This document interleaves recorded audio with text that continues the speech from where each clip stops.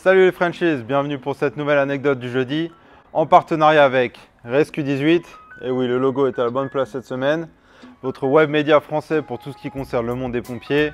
Allez voir le lien dans la description, vous y trouverez des articles intéressants, des vidéos, de l'international avec moi. Le tout, encore une fois, animé par une équipe jeune, belle et dynamique. Allez, sans plus attendre, place à l'anecdote.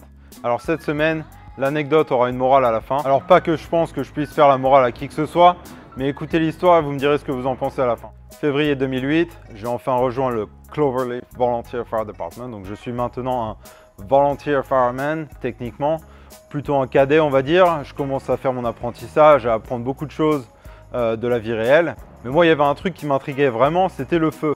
Alors bien entendu, en tant que pompier, on ne souhaite jamais à qui que ce soit d'avoir sa maison, sa voiture qui brûle. Mais on va dire qu'on est pompier pour voir du feu. Et on sait que le feu va arriver et quand il arrive, on veut être là, forcément. Donc moi, j'étais à la caserne quasiment tous les jours, autant que possible. Et il se trouve qu'à chaque fois que j'étais là, il ne se passait absolument rien du tout. Et quand je partais, dès que je partais en fait, bam, il faisait un feu. Donc alors ce feu, c'est vraiment pas le feu de l'année, mais je suis quand même assez content en rétrospective que ce me soit arrivé vraiment en tout premier feu. Parce que voilà l'histoire. C'était un campement de SDF dans les bois qui brûlait, donc d'une seule personne. Et nous, ça ne nous paraît pas grand-chose, c'est un campement de SDF. Mais pour cette personne, il se peut que ce soit toutes ses possessions qui partent en fumée. Donc c'est pour ça que ça m'a appris vraiment à respecter, en fait, depuis le tout début, à respecter la propriété des gens et essayer de minimiser les dégâts autant que possible. Mais la vraie histoire, la voilà. Donc rappelez-vous ce que je vous ai dit. 4 mois, pas un seul feu, premier feu qui arrive. J'étais avec une équipe de 4 personnes. Et là, je dis au gars qui était avec moi à l'arrière, hey, j'aimerais vraiment avoir la lance si possible parce que j'ai aucune expérience. J'aimerais bien commencer à me faire une petite expérience. Le gars, inconcevable pour lui de me donner la lance. Donc il prend sa LDT, petit feu dans les bois. Et là, il y va le mec, ça balance de l'eau dans tous les sens, il éteint les flammes. Et à un moment, je vais le voir et je lui dis, hey Joseph, ce serait possible, ce serait possible d'avoir la lance parce que encore une fois, moi j'ai pas d'expérience.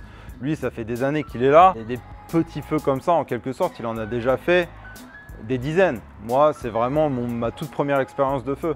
Et Joseph, en bon Joseph, me dit non, non, il n'y a pas moyen, c'est mon feu, allez hop, dégage. Donc un peu déçu, mais bon, je me mets en retrait du coup et je le laisse faire. Et là, qu'est-ce qui nous fait pas le Joseph? Campement de SDF, donc forcément, il n'y a pas d'eau courante, il n'y a rien du tout. Donc le monsieur faisait ses besoins dans un grand seau. Et je vous laisse deviner ce qui va se passer.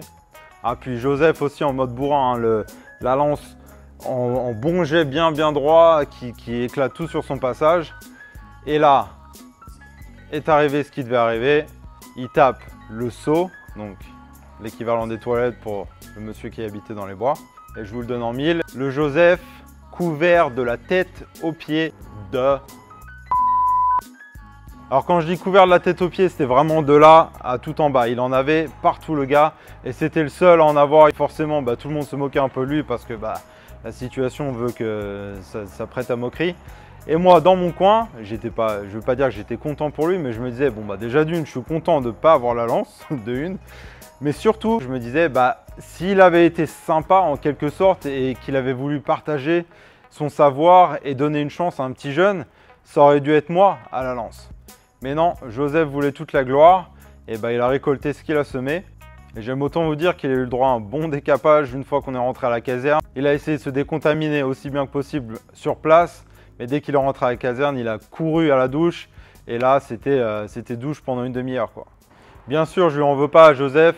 Et c'était il y a longtemps. C'était dans un service incendie différent. C'était à Cloverleaf. Maintenant, je suis à Spring. Mais pour moi, la morale de l'histoire, c'est qu'avec quelques années d'expérience, j'essaye toujours de me remémorer cet incident et de donner une chance aux petits jeunes, pas pour qu'ils soient couverts de la tête aux pieds, mais pour qu'ils puissent acquérir de l'expérience. Quand c'est l'heure d'avoir la lance, c'est leur tour. Quand c'est l'heure de couper un trou dans le toit, c'est leur tour. Il y a une porte à forcer, c'est leur tour. Pas parce que je l'ai fait des centaines de fois que je me sens supérieur à tout le monde, mais comme ça, moi, on m'a donné ma chance. Cette chance, il faut la passer. Donc si vous êtes un gars avec un peu d'expérience, je pense que c'est une leçon à se remémorer. Et en gros, la morale de l'histoire, c'est ne soyez pas un Joseph. C'est tout pour cette anecdote, j'espère qu'elle vous aura plu. N'hésitez pas encore une fois à me le dire dans les commentaires. Et aussi, dites-moi le format que vous voulez que ça prenne, ces anecdotes du jeudi, plus en mode histoire, plus en mode parcours avec la partie académique, les brevets, les certificats, c'est à vous de décider. En attendant, prenez soin de vous et je vous vois la semaine prochaine. Allez, ciao!